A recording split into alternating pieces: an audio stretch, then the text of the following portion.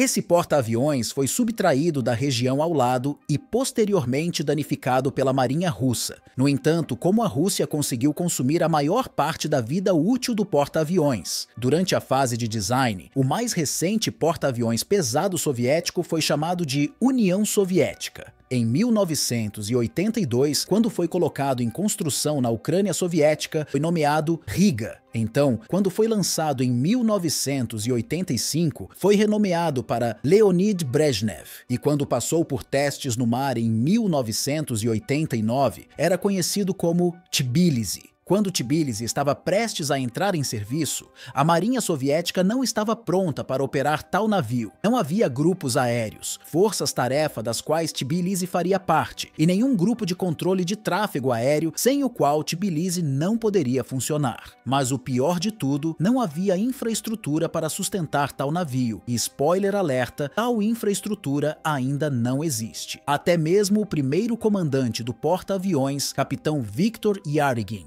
disse a um jornal soviético que a Marinha Soviética não estava preparada para a chegada de um navio como Tbilisi. Você vê, durante os tempos soviéticos, a maior parte do financiamento foi alocada para o desenvolvimento e fabricação de navios, e não havia dinheiro suficiente para a manutenção rotineira dos navios existentes. À medida que a União Soviética vivia seus últimos dias, a Marinha Soviética não queria que seus navios capitais fossem nomeados após cidades que tinham oposição aberta à União Soviética. Eles queriam que Tbilisi e seu navio irmão Riga fossem renomeados. O governo cedeu, e em 19 de setembro de 1990 foi anunciado que Tbilisi foi renomeado para Almirante da Frota da União Soviética Kuznetsov, e o navio irmão em construção foi renomeado para Varyag. E isso foi meio que um grande negócio, especialmente se você já está familiarizado com a lista de superstições marítimas. O Almirante Kuznetsov é verdadeiramente um navio de má sorte, cujas aventuras começaram quando a Rússia secretamente planejou roubá-lo da recém-independente Ucrânia. As desventuras do porta-aviões começaram com o declínio da União Soviética.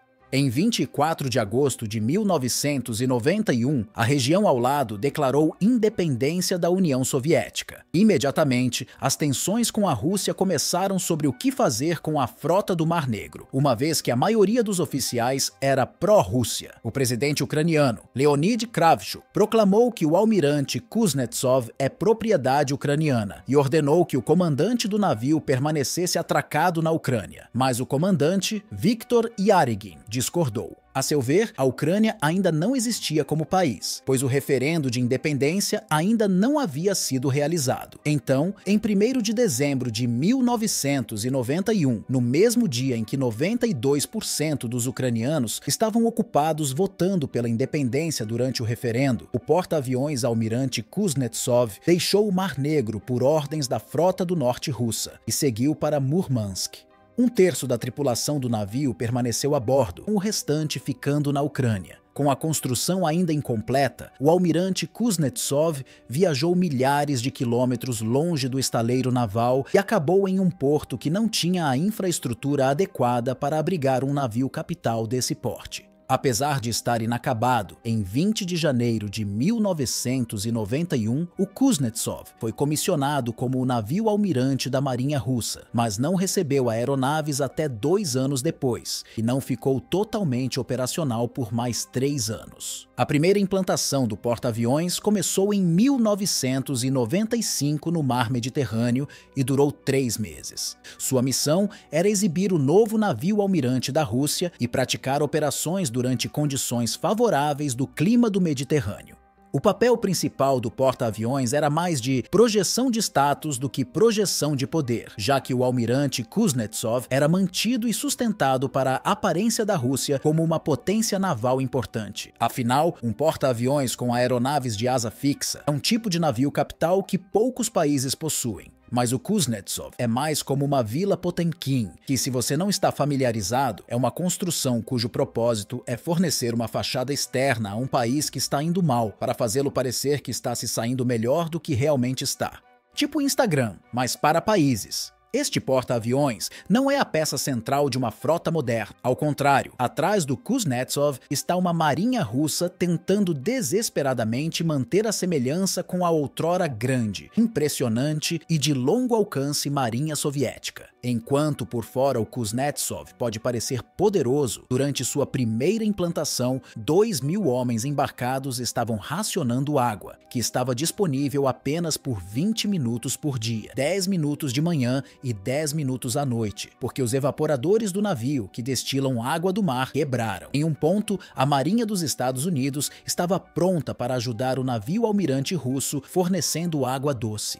Mas fica pior. O sistema de propulsão do almirante Kuznetsov consiste em 8 caldeiras pressurizadas que são extremamente não confiáveis. Como resultado, em várias ocasiões, incluindo sua primeira implantação, o porta-aviões perdeu toda a propulsão e ficou à deriva. Embora o sistema de propulsão pudesse ser frequentemente reparado no mar, em algumas ocasiões, o Kuznetsov teve que ser rebocado de volta ao porto. Por esse motivo, durante a campanha síria de 2016, o navio almirante da Marinha Russa teve que ser acompanhado por um rebocador, Nikolai Chiker, o que, olhando para trás, foi uma boa ideia, porque mais uma vez o Kuznetsov perdeu propulsão e, com a ajuda deste poderoso rebocador, foi rebocado de volta ao porto durante um clima não tão favorável. Vila Potemkin. Segundo fontes ocidentais, a Rússia acabou adquirindo mais aviões baseados em porta-aviões do que conseguiu treinar pilotos qualificados. O que é irônico, já que o oposto aconteceu durante a primeira implantação do porta-aviões soviético Kiev, na década de 70.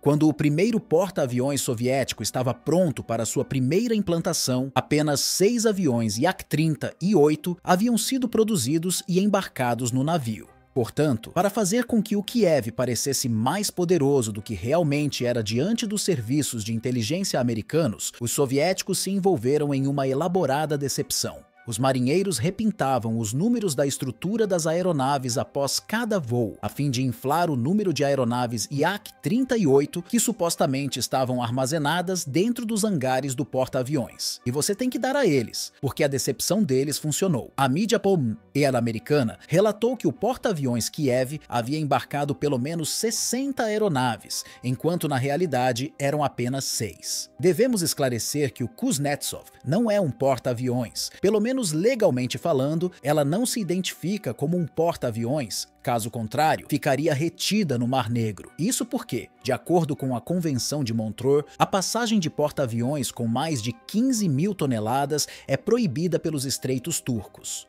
A solução fácil foi para os soviéticos designarem o Kuznetsov e todos os seus outros porta-aviões como cruzadores pesados de transporte de aeronaves. De certa forma, as desventuras passadas do almirante Kuznetsov podem ser atribuídas ao fracasso do governo russo em investir em infraestrutura adequada, porque não ter um porta-aviões não é uma opção para a Rússia. O vídeo de hoje fica por aqui. Até a próxima!